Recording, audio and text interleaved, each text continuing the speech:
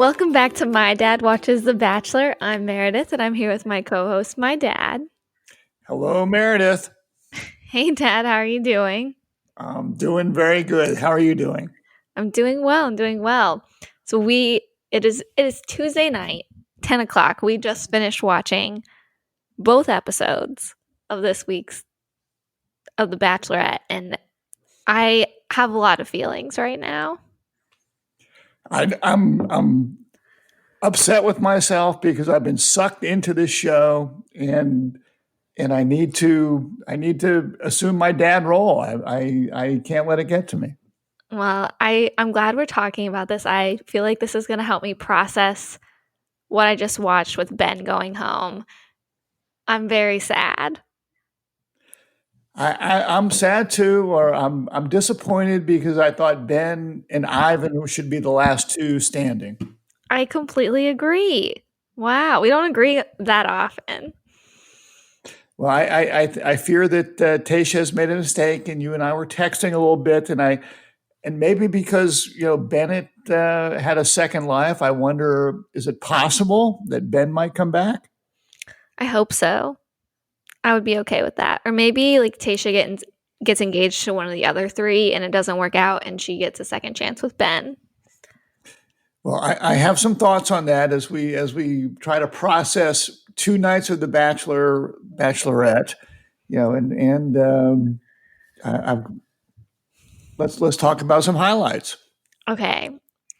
So I have a few things to discuss from Monday night's episode, but overall Monday was useless to me. I did not feel like we got a lot from the episode. I did not care for the men tell all, but I did enjoy Tayshia's dumping spree Monday night with, getting Blake out of the way. And then she's like, you know what? I'm really feeling myself right now. Let's send Riley out too. And I think she just got on like an emotional high and wanted to keep her streak going. And I enjoyed that. We were cutting out the fat Monday night that we all knew was going to go. And no shock to me, at least, who our top four was.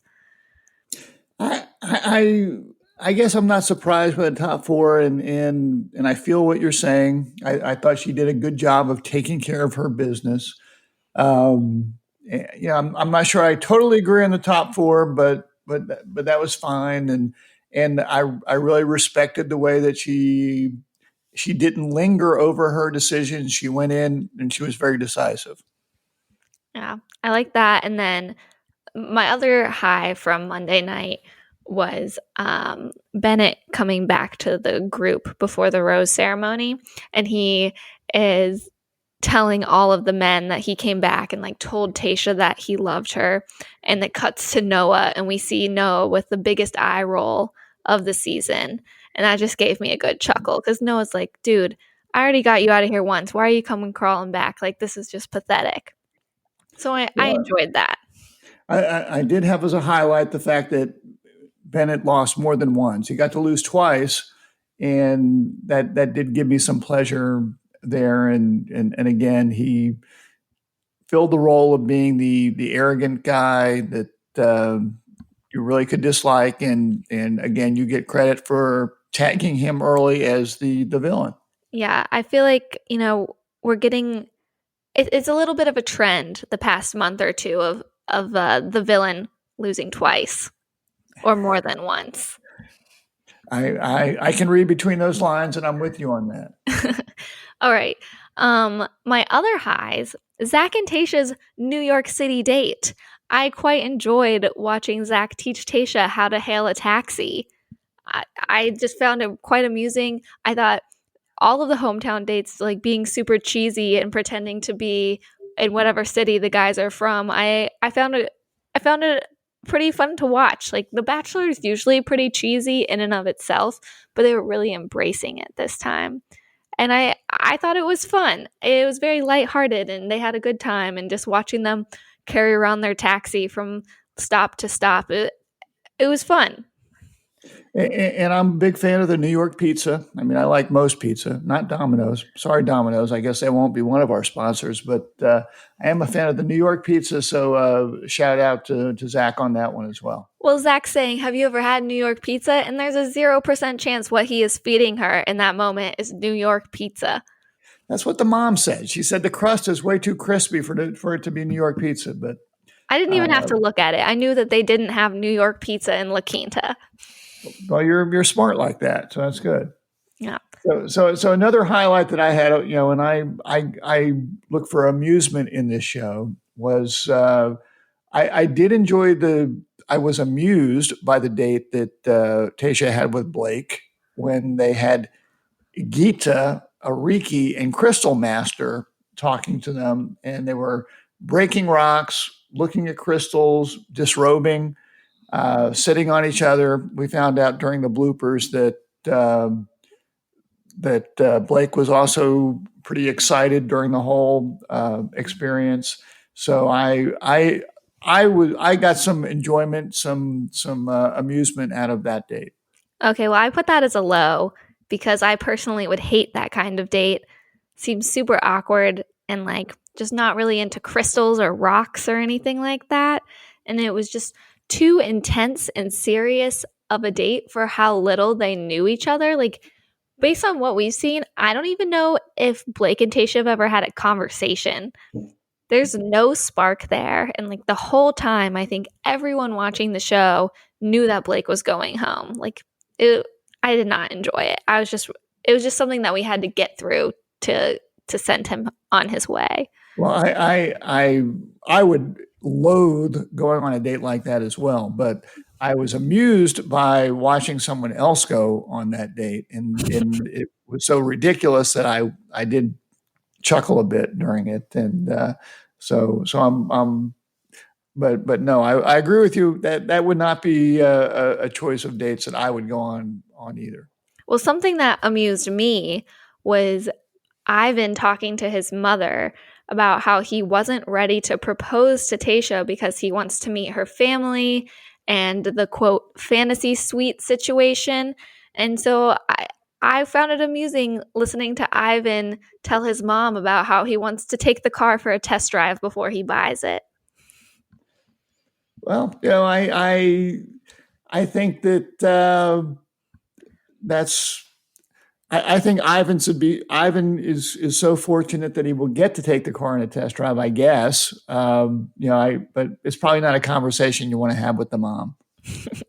Yeah, I just found it funny. And then my last high was watching Ben realize that he's in love with Tayshia. It was a very cute conversation that he was having, and he's just so smitten and adorable, like coming to this realization of his feelings. I loved the conversation, and Ben has me so smitten, and he's adorable. I would never send him home. So if he's still single and listens to the pod, hit me up in the DMs, Ben, because I will never do this to you. I will never make you fourth place. You're at least top 3 material. Well, and as I recall, you were also interested in visiting Texas and seeing if you could find Ivan as well. Yes, I would like to meet many of these men. They seem to be a good group of guys, and the last high I had was, and this comes from the dad perspective, is the fact that Ben's dad apparently is a doctor dealing with COVID, and he is a no-show for coming out to The Bachelor. And as I think I've told you in the past, I would not be that excited about uh, at least hosting people coming to say, "Hey, your daughter's one of my finalists, and I'm dating 3 other girls too, but your daughter's one of the top 4, so isn't she very fortunate?" So good for Ben's dad for taking care of people and dealing with COVID and not showing up for The Bachelor. Okay, that's fair. That's fair. So, what lows do you have from our 2 episodes? Well, a few. Number one, I was disappointed that no one and Bennett didn't get to ride out in the same limo when they got both tossed. I thought that would have been a lot of fun. Yeah, that would have been a lot of fun. Maybe we can get a spin-off show. I think people would watch. I had a low of Yusuf came back, and it was sort of interesting that everything was about Tayshia, as it should be, except let's bring back Yusuf because he was such a jerk when he left, I guess, early on in Claire Crawley's reign and went out in flames. And let's bring him back and let's see if we can get him to be somewhat of a human. And we couldn't get that. Even Chris Harrison tried to throw him a lifeline, and Yusuf said no, thank you, and went all in and saying, "Hey, I was totally right." And rewatching him leaving the show, it was really quite scary. Yeah, he has no regrets about how he spoke to Claire, refused to apologize, and when Chris Harrison's like, "Well, is that how you would want a man speaking to your daughter?" And he's like, "Yeah, if she acts that way, I hope someone would speak to her." Like, this guy's such a douchebag. I Chris Harrison tweeted last night, like, you can lead a horse to water, but you can't make it apologize. Well, there you go, Chris Harrison. I'm not following you on Twitter, but I hate to say it, but I missed you, Chris Harrison. I wasn't a big JoJo fan, and when it comes to someone saying, "Hey, there's only one rose left," Chris Harrison is your man. He definitely is. He has many skills, that man, Chris Harrison. So one of my lows, it was more of like an awkward moment.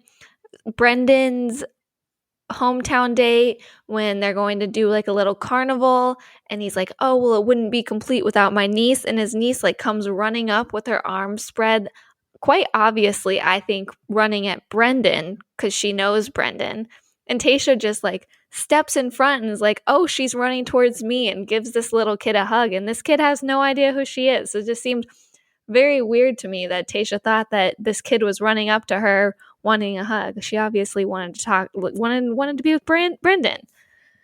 I thought that was quite the interception by Tasha. It looked like a Baker Mayfield situation there. Okay, well, I don't watch the Browns, so I can't comment on that one. Well, I must say that the biggest low light for me was when Chris Harrison came in to talk to the guys about the hometown visits, and there was just way too much guy sharing and emotion. They had to tamp it down. And then it ended up with a bunch of guy hugs.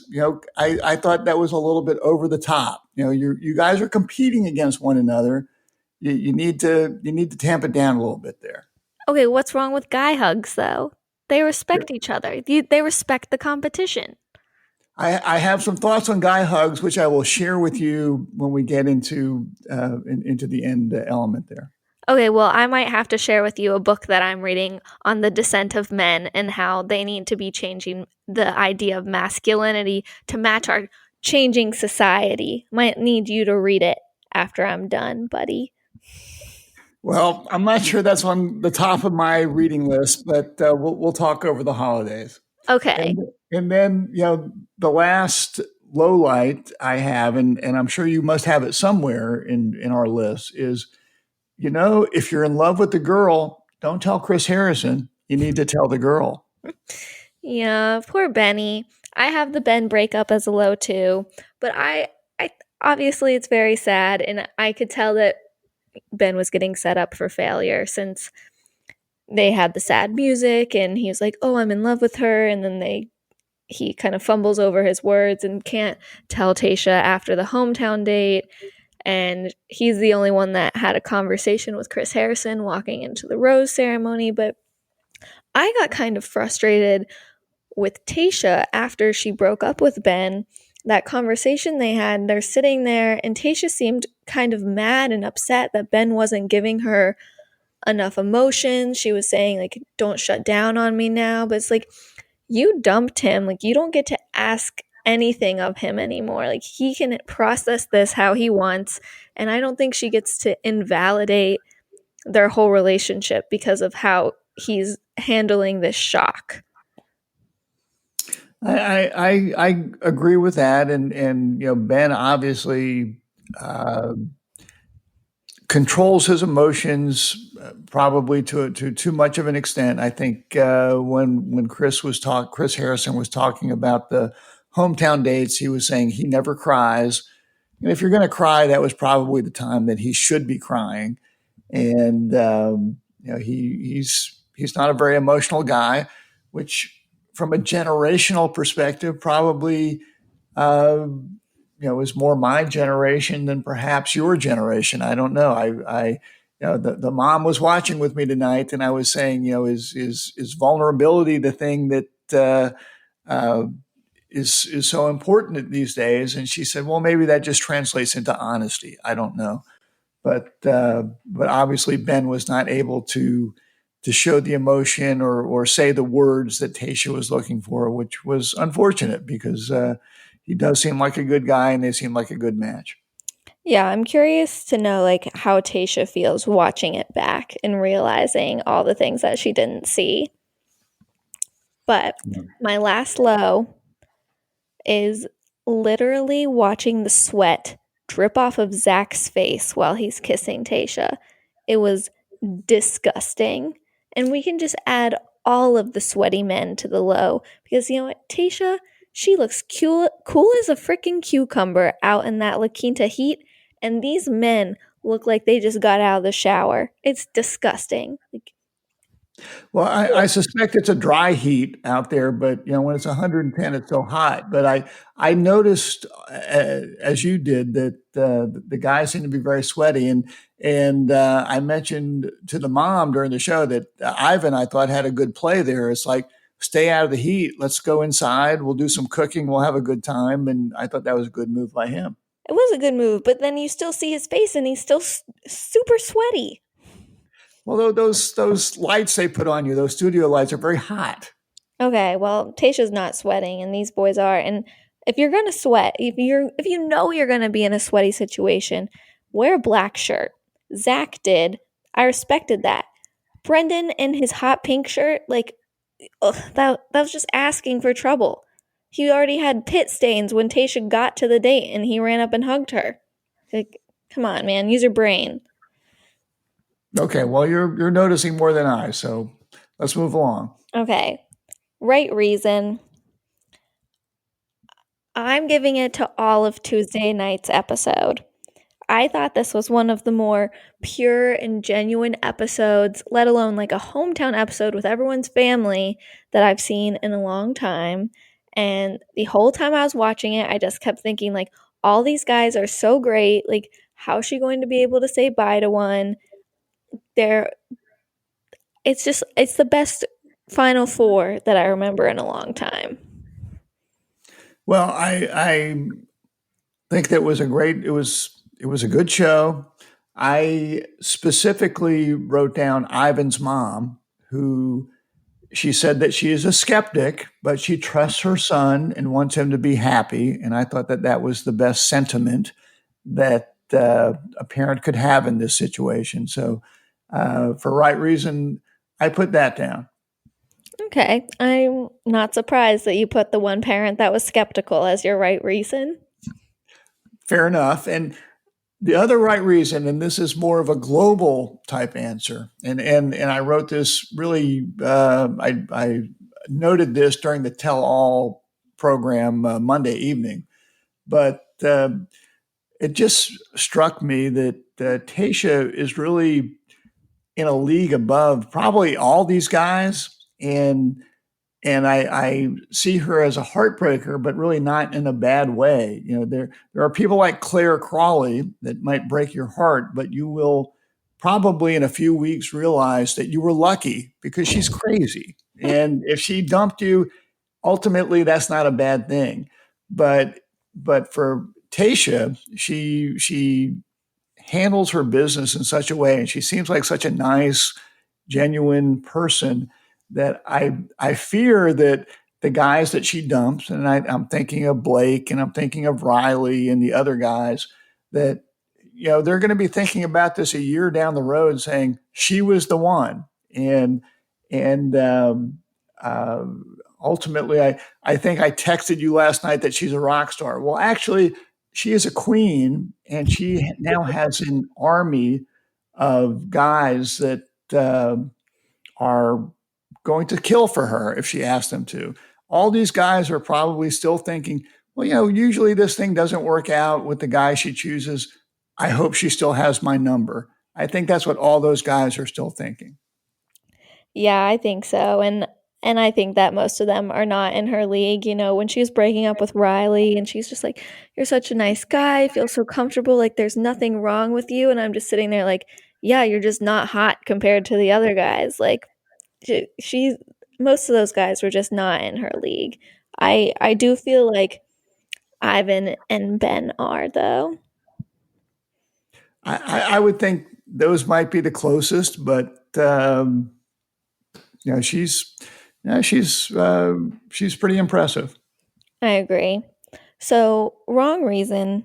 I obviously have to go to Monday night's episode because Tuesday night as a whole was my right reason. And I really don't want to talk about this person anymore. So, hopefully, this will be the last time I ever speak of him until Paradise. But I'm giving the wrong reason to Bennett. He's showing back up, causing drama, giving Noah a sippy cup to drink green juice out of. I'm I'm glad Tayshia didn't take this man back. But I don't see why she entertained the idea enough to let him even go to the rose ceremony and stir up anything with the boys. I do not like Bennett. I think he's super condescending and, as Noah said, a Harvard D bag. I am just not a fan. Well, and I think maybe even Bennett said that he was a Harvard D bag, or said maybe people think he is. And yeah, he at one point said, "I feel like this is a lock," or she wouldn't have asked me back. So again, I was happy to see him sent home twice. So that was good. And and I'll say also, for wrong reason, I did put down Noah in that he seems like a nice guy, but he seems almost more like the guy that's focused on hanging with the bros as opposed to ready to settle down and get married. So I ultimately don't think he was there for the right reason. He's again, when I compare him to Bennett, I'm on Team Noah, but I don't think he was there for the right reason. Yeah, and he is a lot younger than most of the guys on the season. He's 25. And I think that when you compare him to like all these 30-year-olds, 36-year-olds, like you can tell a maturity difference. But I think compared to a lot of 25-year-olds that have been on the show before, like he handled himself pretty well with how much heat he was getting from Bennett. I'll go along with that. Great, great. Okay. So my MVP, I'm changing it to MVPs because I just really loved Tuesday night's episode. And I'm giving it to Brendan, Zach, Ivan, and Ben for just being a fabulous Final Four. All of their hometown dates were so cute. Watching them like come up with date ideas for what it would be like in their hometown, and they're also genuinely into Tayshia because she is a queen, as you say, and I feel like we've just never seen the group of men be so vulnerable and open before. And I just really enjoyed the whole episode. Start to finish. Well, not through finish. I didn't like the end with Ben getting dumped. But, the first hour 45, I loved it. Okay. Well, I think you're avoiding any difficult decisions there, but I think if you want to name all the guys MVP, I think you can do that. It's really your show, so that's fine. Also, honorable mention to the cute nieces of the episode. We got to see Brendan's niece and Ivan's niece. Very So, cute nieces. That was good. yeah. So quickly, lightning round for you. Of the guys that got dumped, who's most likely to end up on Chlamydia Island? Blake, Riley, Noah, Bennett, or Ben? Or which of them do you think will show up on Chlamydia Island? Definitely Noah and Bennett. And depending on what happens with Ben and Tayshia, if there is anything that happens, Ben will be there for sure. He'll be like the king. What about Blake? I don't care about Blake. I don't Okay. think anyone else cares about Blake. Okay. Well, he seems to be. I don't know. I sort of found him to be an intriguing guy, so I could see him ending up on the Island show. But I mean, he'll probably end up there. Most of these guys do. But will I be interested? No.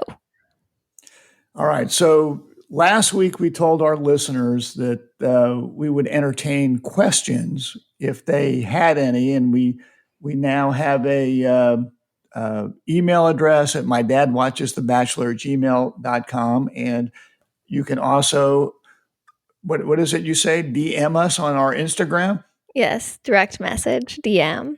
Okay. And Peter W. sent a direct message saying that he loves the podcast. Do people get paid to go on the show, or do they enjoy being debated? And I think he might have meant debased and humiliated on TV. What's the answer to that one? So the contestants do not get paid to go on the show. They're going for free. They have to bring all of their outfits, everything. The women have to do their own hair and makeup. So they do not get paid. They're going on for free, but the lead does get paid. So Tayshia is getting paid, and the standard rate for a lead is roughly $100,000, which is a lot of money. However, it's like supposed to be based somewhat off of the salary they'd be getting at their job that they had to quit. And what is or was Tayshia's job? Well, Tayshia's been in Bachelor Nation for a while, so I think she's just an influencer at this point. She's an influencer. She used to be a phlebotomist, I think. Okay. And I also got an email question from Gary who asked, why does Bennett get to come back if he's been told to leave? Who makes these decisions in a pandemic? How does that work? Any thoughts on that one? That's a good question, Gary. I don't know logistically how the quarantine works. I would imagine that Bennett did not leave the bubble if he was allowed to come back. And it's probably a combination of producer intervention and Bennett having nothing else to do as to what led him back to Tayshia's door. Okay. Well, we appreciate your questions, and you can send us more questions on our Instagram page, My Dad Watches The Bachelor, or mydadwatchesthebachelor@gmail.com. Yeah, I'd also like to take a quick moment, Dad, to officially congratulate you on getting 25% of your top 4 correct, since Ivan did make the top 4. Well, actually, Ivan, I think, made the top 3. Yes, but we only went for top 4. Okay. And so I'd like to congratulate you on that.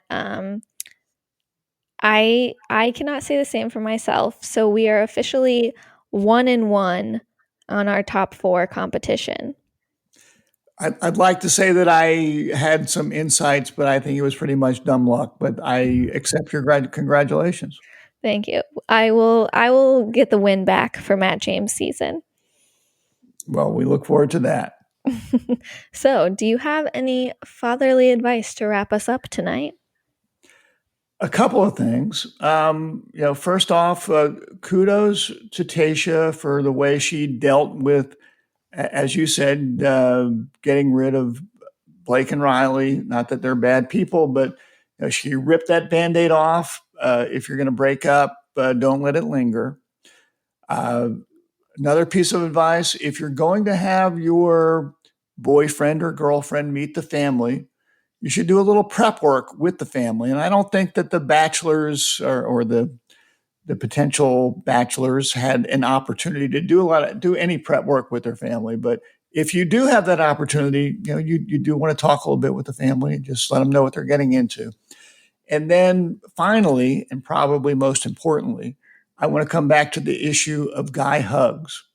I don't think this is an issue, first off, but continue. They're only appropriate. Guy hugs are only appropriate at weddings, funerals, winning important sporting events, and at the end of the evening, after you might have hit up 8+ breweries or so, you can hug each other because you really won't remember it the next day.